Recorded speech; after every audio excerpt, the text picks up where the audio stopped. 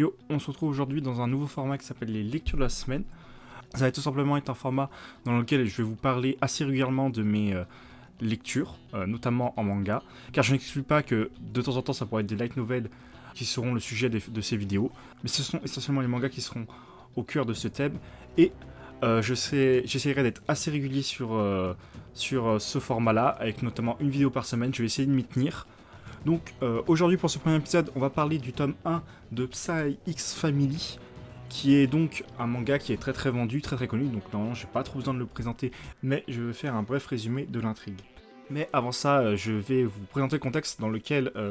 j'ai lu ce manga, parce que ça va avoir de l'importance sur ce que je vais dire après. Donc j'ai acheté ce manga récemment, il y a à peu près une semaine, et quand je l'ai lu, j'avais déjà regardé les 11 premiers épisodes de l'anime éponyme Psy X Family qui était disponible sur Crunchyroll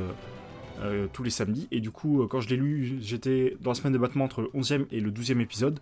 donc j'avais déjà quelques bases, je savais déjà ce qui allait se passer dans ce manga, mais si je l'ai acheté c'est pour savoir si on retrouvait les mêmes sensations que pour l'anime, parce que c'est un anime que j'aime bien, d'ailleurs beaucoup de personnes l'aiment bien, il est très populaire, et je voulais savoir si on retrouvait exactement les mêmes sensations en lisant le manga. Donc avant de vous donner mon avis, je vais vous faire un bref résumé de l'histoire, comme ça permettra à ceux qui n'ont pas vu l'anime ou qui n'ont pas lu le manga de savoir de quoi ça parle, et ça leur permettra donc de savoir à peu près de quoi je parle dans cette vidéo. L'histoire se passe dans deux pays frontaliers, l'un situé à l'est et l'autre situé à l'ouest, où il y a un fort climat de tension entre ces deux pays. L'un et l'autre s'accusant mutuellement de vouloir créer la guerre, et donc on a un fort réseau d'espionnage et de sabotage et d'action visant à nuire à son voisin, qui est orchestré de part et d'autre de chaque pays. C'est dans ce climat de tension qu'on va suivre notre héros, qui s'appelle Twilight, qui est un nom de code puisque c'est le meilleur espion du pays de l'Ouest, qui a déjà prouvé son expérience à maintes reprises en exécutant plusieurs mission afin de protéger la paix entre ces deux pays, et qui va se voir attribuer une nouvelle mission, à savoir approcher un des grands dirigeants, une des grandes personnes du pays de l'Est, qui est supposé être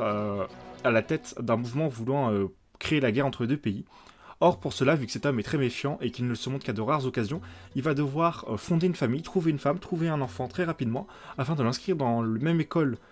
que l'enfant de sa cible, essayer de se rapprocher de sa cible par le moyen de l'école, et notamment avec des cérémonies qui ont lieu dans cette école où on sait que la cible est présente, et c'est l'un des rares événements où la cible de Twilight se présente, et donc pour préserver la paix, Twilight se retrouve obligé de fonder une famille, et on va voir que cette famille n'est pas tout à fait comme les autres, mais ça on va en reparler dans la partie qui arrive. Donc pour commencer cette review, je vais commencer par un tout petit point avant de passer aux grandes choses. C'est que en lisant le manga, j'ai réussi à mieux me positionner dans l'univers du manga, notamment au début du manga, dans les premières pages, lorsqu'il montre la carte et que les personnages expliquent le contexte géopolitique de cet univers, vu que c'est sur papier tout simplement, et que j'ai pu y retourner plusieurs fois assez facilement durant ma lecture pour essayer de mieux comprendre certains aspects, et bah ça m'a vraiment permis de mieux comprendre. Dans l'anime aussi c'est expliqué, mais c'est expliqué vite fait au début, et quand t'as l'épisode 8, il y a certaines choses que t'as un peu oubliées. Par exemple, quand j'ai regardé l'anime, je savais pas très bien quel était le pays à l'est et qui était le pays à l'ouest, alors que là, en lisant le manga, à chaque fois que j'avais un doute, j'avais juste à feuilleter les premières pages pour avoir ma réponse tout de suite. Donc ça c'est déjà un premier point que j'ai beaucoup apprécié, mais c'est notamment dû au format papier, alors que sur le format animé, j'avais un petit peu la flemme de retourner sur les... simplement sur le premier épisode pour me retaper, pour avoir par exemple la position géographique des pays vis-à-vis de l'autre. Donc là c'est vraiment que un avantage dû au format. En plus de ça, ce que j'ai vraiment apprécié, c'est qu'on retrouve à peu près le même atmosphère que dans l'anime, notamment au niveau des blagues, au niveau des têtes des personnages, notamment les mimiques que fait du coup Anya, la fille adoptive de Twilight. Elles sont très présentes dans l'anime, on les voit tout le temps, surtout quand elle lit dans les pensées, parce que du coup elle a des pouvoirs de télékinésie, elle peut lire dans la pensée des gens, et à chaque fois qu'elle lit dans les pensées et qu'elle entend ce qu'ils pensent, elle tire des têtes pas possibles, et ça rend la scène très très drôle. Et dans ma première lecture du manga, je me disais que c'était moins présent, que je l'ai trouvé moins présente, et que du coup ça crée notamment une petite différence avec l'animé, mais en le relisant une seconde fois, en le feuilletant, j'ai plus fait attention aux détails, et effectivement, on fait plus attention à ses mimiques, on fait plus attention aux têtes qu'à tire, et du coup, ça retransmet à peu près la même atmosphère. Mais par contre, dans cette même idée d'atmosphère retransmise par le récit, je trouve que les scènes d'action sont beaucoup plus percutantes dans le manga, notamment quand Twilight va affronter les ravisseurs de sa fille et qu'il pointe son arme sur le chef du réseau. Les yeux qui tirent sont beaucoup plus impactants, on ressent vraiment beaucoup plus d'émotion dans ce regard que simplement dans l'animé où il est un peu caché dans la fumée, on voit moins bien cette scène. Là, c'est vraiment très impactant. De même, lorsque des coups sont donnés, notamment dans la scène lorsqu'il décide de se marier avec Yor, alors qu'il se fait poursuivre par des bandits, les coups que met Yor sont beaucoup plus impactants. De même, dans le dernier chapitre, lorsque c'est l'examen pour entrer à l'école, lorsqu'elle, entre guillemets, anesthésie la vache, le regard qu'elle lâche, je le trouve beaucoup plus impactant en dessin que dans l'animé, et je trouve que ça crée un réel plus du manga par rapport à l'animé, là où à l'inverse j'ai trouvé que les mimiques d'Anya se retrouvaient beaucoup plus dans l'animé, se voyaient beaucoup plus et créaient beaucoup plus d'humour. À l'inverse, je trouve que les scènes d'action sont beaucoup mieux retransmises dans le manga, et même si pour l'instant ce sont des scènes d'action très courtes, je pense que si ça continue comme ça dans les futurs tomes que j'ai pas encore lus et que l'action s'intensifie, ça donnera des super pages, des super dessins, donc je demande qu'à en voir plus. Cependant, il y a un petit bémol que j'ai trouvé dans le manga, c'est que l'animé rajoute des petites scènes qui sont pas forcément présentes dans le manga, je vais donner des exemples, et qui du coup permettent de mieux saisir la situation, je trouve, apprennent mieux les personnages et leurs relations. Par exemple, lorsque Lloyd, Twilight, prépare sa fille Anya au concours d'entrée dans l'école,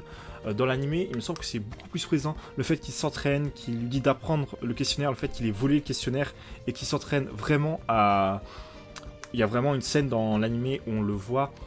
entraîner Anya à faire le questionnaire, à lui dire d'apprendre, et même elle refuse, elle veut pas travailler. Je trouve que c'est beaucoup plus mis en avant dans le manga, c'est moins présent, et justement ça crée plus de profondeur, plus de relations entre les deux personnages. Peut-être après c'est moi qui l'ai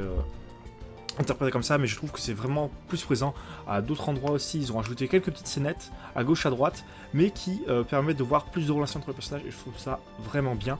alors que dans le manga c'est moins présent. Par exemple aussi, je trouve que la scène où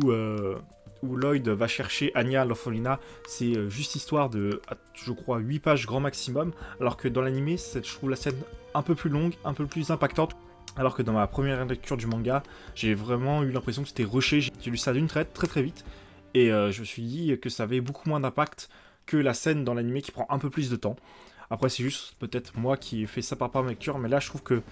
vraiment, c'est un vrai plus pour l'animé de rajouter des petites scènes qui permettent le développement des personnages. Mis à part ça, je trouve que la plupart des scènes du manga sont très bien retransmises, notamment le chapitre où Lloyd essaye de faire une journée normale avec sa famille en allant à l'opéra et au musée pour essayer d'améliorer la culture d'Anya en vue de l'entretien à l'école. Même si je trouve que la scène du restaurant dans l'anime a plus d'impact que dans le manga dure à peine une page, je trouve que dans l'ensemble, cette scène a vraiment la même fonction, la même utilité, retransmet la même chose, à savoir la difficulté que Lloyd a de passer une vie normale avec sa famille alors qu'il vient de la fabriquer en l'espace d'une semaine. Et donc c'est ce que je recherchais en achetant ce tome 1, c'est de ressentir la même sensation, les mêmes sentiments, que ce soit en regardant l'anime qu'en lisant le manga, et dans la plupart des scènes c'est vraiment réussi, et c'est vraiment ce que je recherchais. Donc là c'est vraiment un bon point. Et j'ai noté une dernière petite chose, mais je la mets à la fin parce que je pense que c'est vraiment qu'une interprétation de ma part, c'est que les collègues de Yor à la mairie, je les trouve beaucoup moins impactantes dans le manga que dans l'anime. Dans le manga, on sent vraiment que c'est des personnages secondaires qu'on va très vite balayer. Elles sont très vite esquissées dans le manga, notamment lorsque Twilight arrive du coup pour sauver Yor de l'humiliation de se retrouver toute seule à cette soirée. Et peut-être c'est dû au fait qu'on les revoit un peu plus tard dans l'anime et qu'on les revoit régulièrement dans les petites scénettes. Je trouve que dans le manga, c'est vraiment des personnages secondaires. C'est pas pour déplaire parce qu'on doit vraiment, à mon avis, se concentrer sur la mission de Twilight et de sa famille, mais c'est vraiment des personnages totalement oubliables dans le manga. Donc pour conclure cette petite vidéo sur la lecture du tome 1 de Psy X Family, je trouve que l'anime, qui est donc une adaptation du manga, est très fidèle du coup au support d'origine qui est le manga, avec comme je disais quelques petites différences, notamment je trouve les scènes plus impactantes de combat, notamment dues au dessin